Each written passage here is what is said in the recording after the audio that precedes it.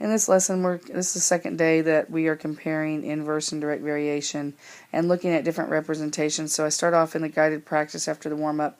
We just went over proportions for direct variation and how it's proportional.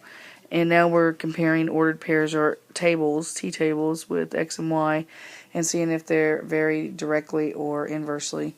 So to check for direct variation, you're going to do y divided by x. So if I'd had y divided by x, we're going to check and see if it's going to be direct variation. So if you had 5 divided by 1, you're going to get 5.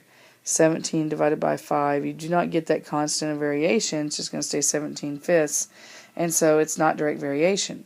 Well, if you check for inverse variation, you're looking for x times y, and 5 times 1 is 5, 17 times 5 is not going to be 5, so this one's going to be classified as neither.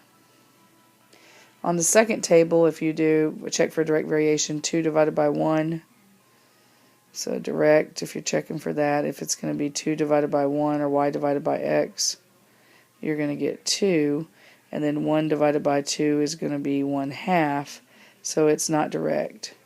And then you're going to check for inverse variation, which means you're multiplying x times y, so 2 times 1 is 2, and if you had 1 times 2, it's also going to be 2. And then if you had 3 times 2/3, you're going to get 6 divided by 3, which is also 2. And so the constant of variation, or that k, is going to be 2. Well, since it's inverse variation, we've talked about that the equation in their Frere models that they're having out and working with today to help them through the lesson, that the equation for inverse variation is y equals that constant divided by x.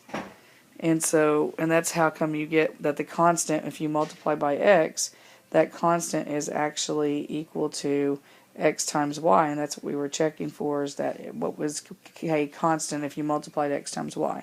So this one is inverse variation.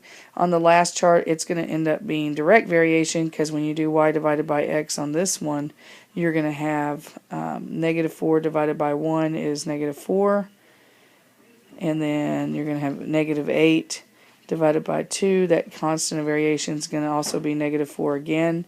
-12 divided by 3 is -4.